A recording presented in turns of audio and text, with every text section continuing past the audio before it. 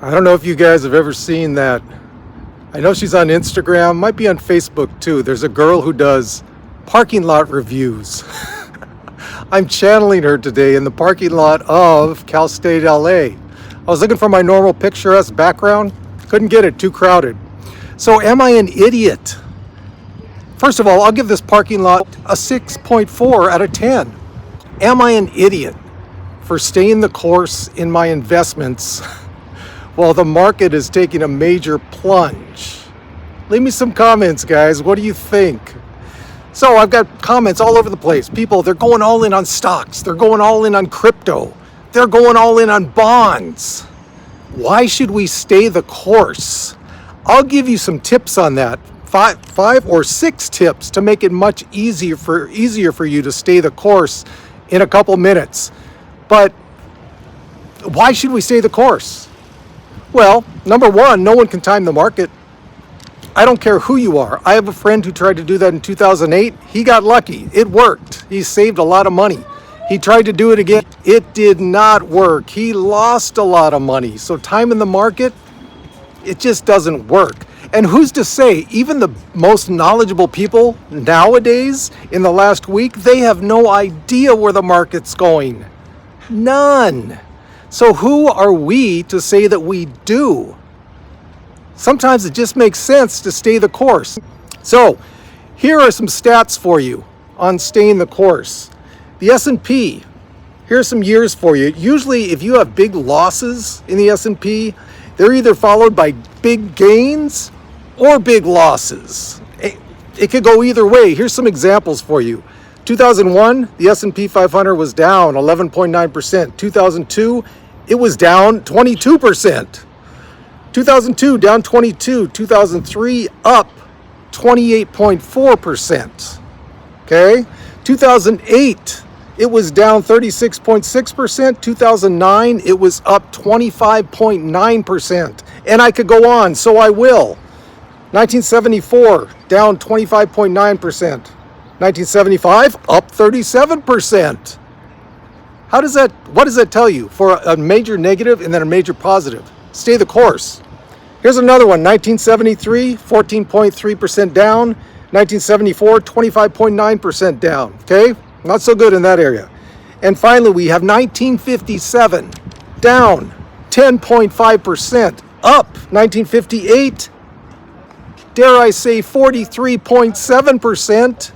So guys, if you're going all in on something, what are you going all in on?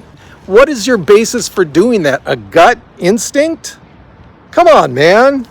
You got to have some research. You got to have some faith in your financial plan, right? Come on. So, staying the course.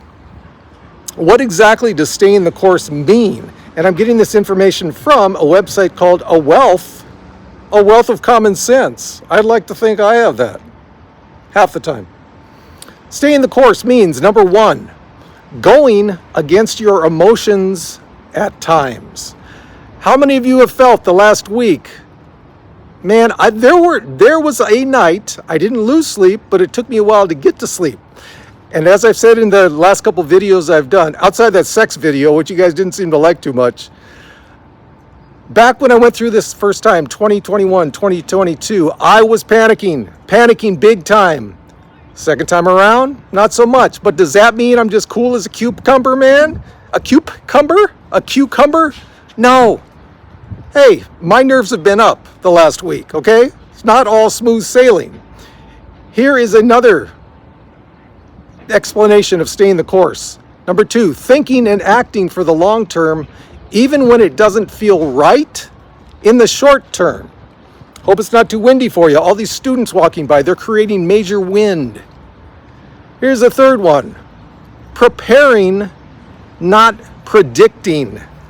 Man, I can relate to that so well. I have confidence in my financial plan. I am prepared.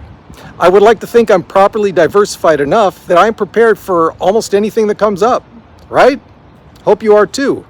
And finally, number four, doing nothing when that's what your plan calls for. That one resonates very well with me right now. Do nothing.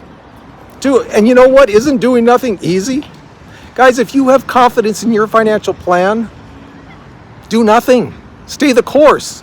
Now, here are 6 ways to make it easier to stay the course. And hey, if you guys are seeing me for the first time, my name is Duane, and this is a channel for retiring on moderate income and how to optimize that moderate income. If you think you might like that, think about subscribing and like the video as well. And down below are 2 other ways you can further support the channel if you feel you want to. So 6 ways to stay the course.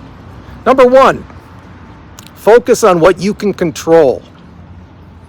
All these things that are happening right now are out of our control. You know what? There's a lot of noise in this parking lot. I'm going to have to go from a 6.5 out of 10 down to a 5 out of 10. Too much noise for me. Although I do like the greenery. Focus on what you can control. What are things you can control now? You can control your expenses, right?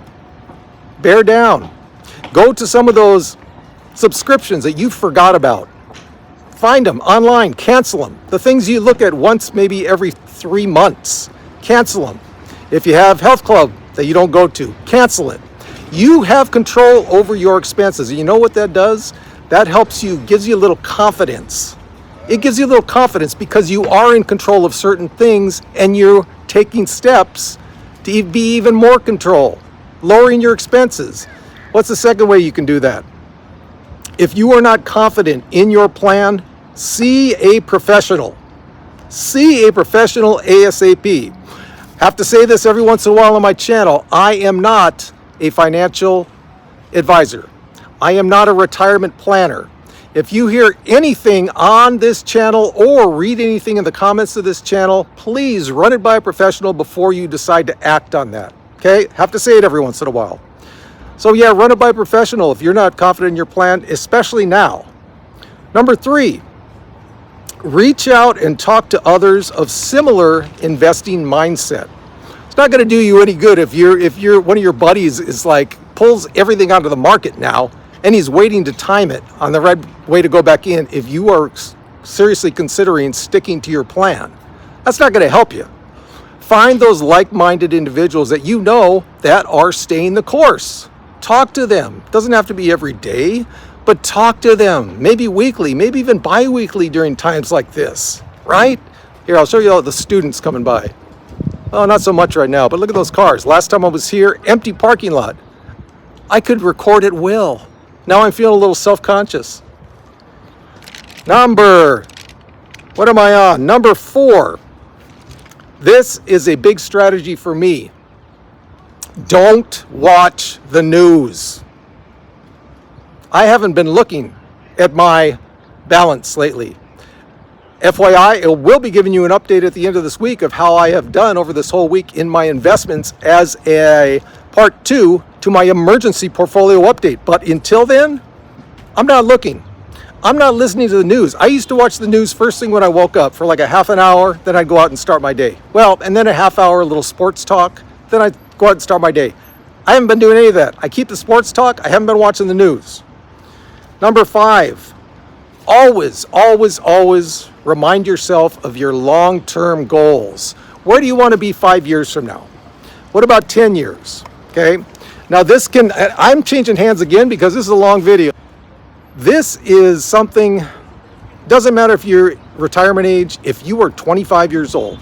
And if you're 25, your long-term goals should never, well, they can change, but as far as your investing goes, that should never change. You're way, way down the line from retirement. Dollar cost averaging. Keep doing it.